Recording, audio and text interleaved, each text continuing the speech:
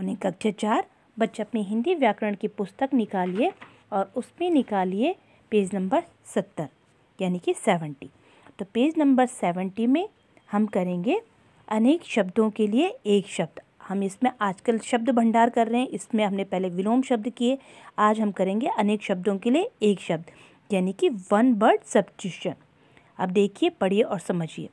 मदन फूलों की देखभाल करता है, मदन माली है। ठीक है। रीना हवाई जहाज उड़ाती है, रीना पायलट है। रोजी जोसेफ रोगियों की देखभाल करते हैं, रोजी जोसेफ नर्स है। तो यहाँ पे क्या है, उपयुक्त वाक्यों को पढ़ने से पता चलता है कि कई बार अनेक शब्दों के स्थान पर एक शब्द का प्रयोग भी अर्थ को स्पष्ट किया जा सकता है। ठीक है, देखो इसकी परिभाषा होगी, जब जो शब्द अनेक शब्दों के अर्थ को अपने भीतर समेटते रहते हैं उसे अनेक शब्दों के लिए एक शब्द कहते हैं। ठीक है, जैसे महत्व क्या है इसका, भाषा की सुंदरता को बढ़ाने के लिए अनेक शब्दों के स्थान पर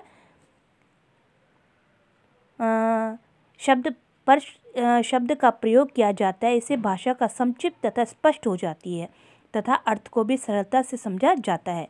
जैसे बड़ा बड़ा ना लिख के छोटा सा अक्षर लिखते, छोटा सा शब्द लिखते हैं और वो हमें क्या लगता है, आसानी से याद भी हो जाता है, बोलने में भी आसानी रहती है, उसको आसानी से समझा जाता है। जैसे कैसे, जो कभी नहीं मरता, तो अब ऐसे इतना लंबा ना बोल के जो कभी नहीं मरता है उसको हम बोलेंगे अमर। ठीक है। जो लोभ करता है, तो जो लोभ करता है उसको हम बोलेंगे लोभी। जो वन में रहता है उसे हम कहेंगे वनचर।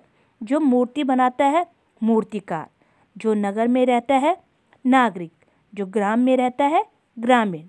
जो पर्वत पर रहता है, पर्वतीय। जो दूसरे देश में बनी वस्तु है, विदेशी। ठीक है। जिसके माता पिता ना हो, अनाथ। जिस भूमि में रेत ही रेत हो, मरुस्थल। जिसका पति जीवित ना हो, विधवा। जो अध्यापन कार्य करता हो, अध्यापक। जो विद्या ग्रहण करता हो, विद्यार्थी। जैसे कि आप हो, तो आपको ऐसे नहीं बोलेंगे, हम इतना लंबा बोलेंगे। जो विद्या ग्रहण करता हो, तो आपको सिंपल बोलेंगे विद्यार्थी। और जो हमारे अध्यापक होते हैं तो हम उनको इतना लंबा ना बोल के, जो अध्यापन कार्य कराता हो हम उनको सिर्फ बोलेंगे अध्यापक। जहाँ पुस्तकें रखी जाती हों तो उसको हम बोलेंगे पुस्तकालय। वह स्थान जहाँ औषधि रखी हो, औषधालय। ठीक है, आगे बढ़ते हैं। नीचे लिखा हुआ, देखो आप अपने उसमें पढ़ते हो ना कि निम्नलिखित, तो निम्नलिखित का मतलब नीचे जो लिखा हो, निम्नलिखित। एक साथ पढ़ने वाले, तो जो आपकी कक्षा में एक साथ पढ़ने वाले हैं उनको कहते हैं सहपाठी। जो जल में रहता है, जलचर। जो ईश्वर को मानता हो, आस्तिक। जो ईश्वर को ना मानता हो, नास्तिक। जो काम दिन में एक बार हो, दैनिक। जो काम सप्ताह में एक बार हो, साप्ताहिक। जो काम मास में एक बार हो, मासिक। जो काम वर्ष में एक बार हो, वार्षिक। और जिसका इतिहास से संबंध हो, ऐतिहासिक। यानी कि हम इतना लंबा लंबा ना बोलते, इनका क्या है, एक छोटा सा नाम है। ये देखिए, हम इतना लंबा ना बोल के इनको इस तरीके से याद करेंगे। तो इसके लिए हमको क्या समझना पड़ेगा, तो आप क्या करो कि इनको बिल्कुल याद करोगे कि ये क्या है, इनको क्या कहते हैं। अमर कौन होता है, जो कभी नहीं मरता है। जो लोभ करता है, लोभी। तो आप इनको याद करोगे और कल हम इसका अभ्यास करेंगे।